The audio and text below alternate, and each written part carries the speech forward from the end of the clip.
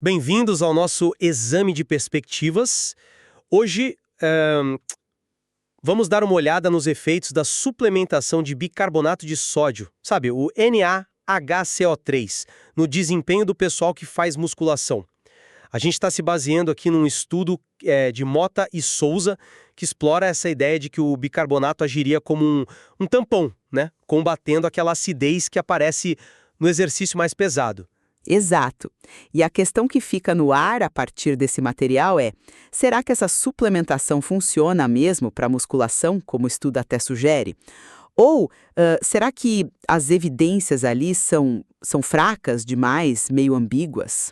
Pois é, e eu vou defender aqui a ideia de que o estudo, ele é pequeno, mas ele aponta para uma possibilidade interessante.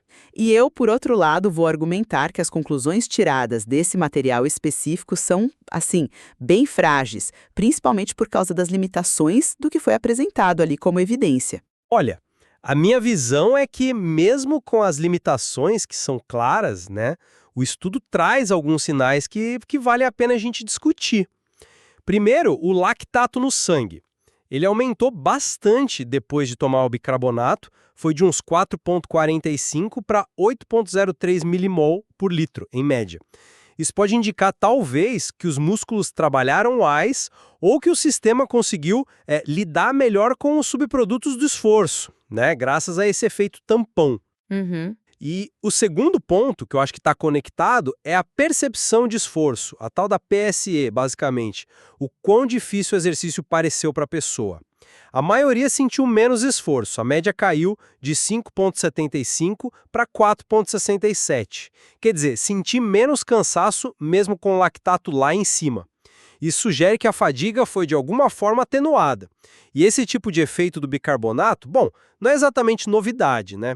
Outros estudos em exercícios intermitentes, que são até citados no artigo, já mostraram coisas parecidas. O do bicarbonato, claro, ele é bem conhecido fisiologicamente falando, mas as conclusões que foram tiradas deste estudo específico me parecem um salto meio grande, sabe? O problema central para mim é a metodologia. A amostra final é minúscula, só 3 pessoas, depois que excluíram uma. Com tão pouca gente, assim, não dá para dizer que isso vale para todo mundo, né? É muito arriscado generalizar. Certo, a amostra é um ponto. E tem mais. A mudança na percepção de esforço, na PSE, ela não foi estatisticamente significativa. O p-valor que eles encontraram foi de 0,82. Isso é bem alto, muito acima do limite que a gente costuma usar, que é 0,05. Basicamente, isso quer dizer que a diferença que eles viram ali muito provavelmente aconteceu por puro acaso. E por último, essa questão do lactato. Será que só o aumento do lactato no sangue prova que o desempenho melhorou?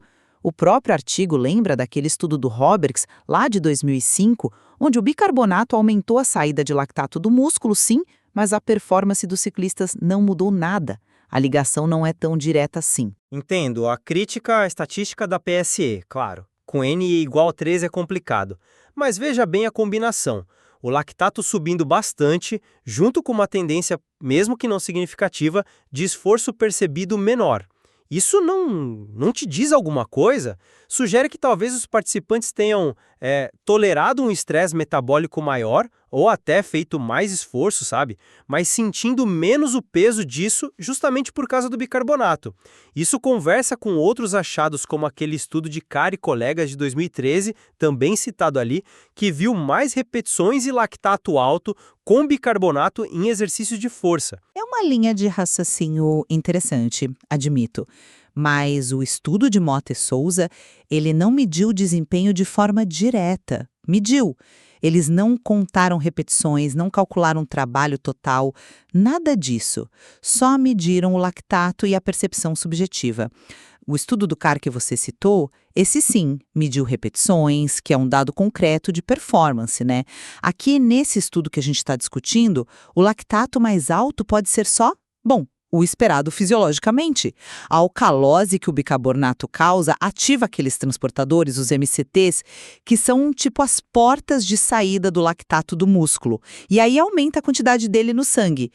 Isso, por si só, não garante que o músculo fez mais força ou trabalhou mais. É uma pista.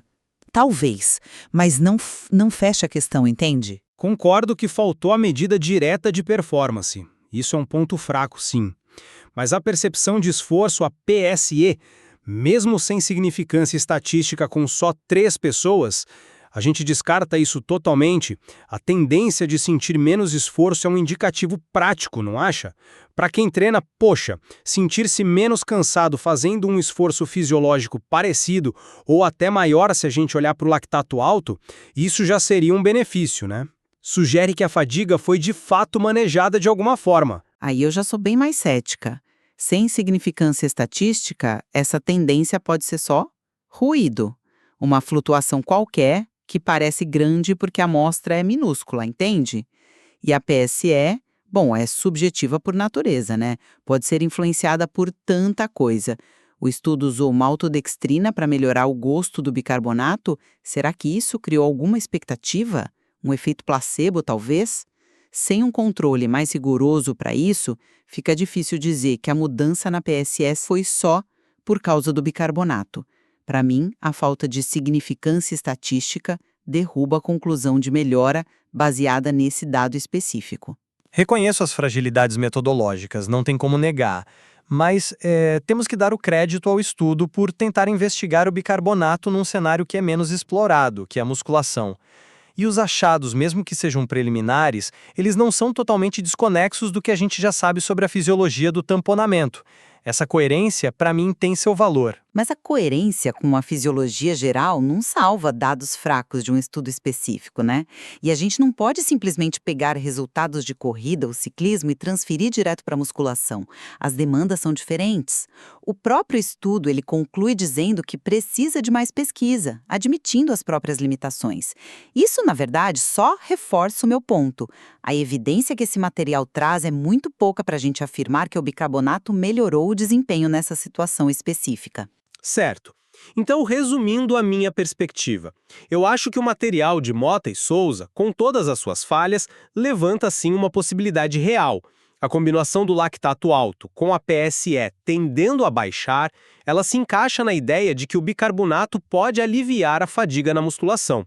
Mas, claro, concordo plenamente que precisamos de estudos maiores, mais robustos, com medidas diretas de performance para ter alguma certeza. E, para fechar o meu lado, olhando estritamente para este material, as evidências são insuficientes para a gente bater o martelo sobre a melhora no desempenho. As limitações são críticas. Amostra minúscula, PSE sem significância estatística, falta de medida de trabalho real, o mecanismo fisiológico por trás é interessante, sem dúvida, mas a prova de que ele funciona neste contexto, a partir deste estudo, é fraca. Fica claro, então, que essa relação entre tamponamento, lactato, como a gente percebe o esforço e o desempenho real na musculação é mais complexa do que parece à primeira vista, né? E ainda tem muito chão pela frente em termos de pesquisa. Exatamente.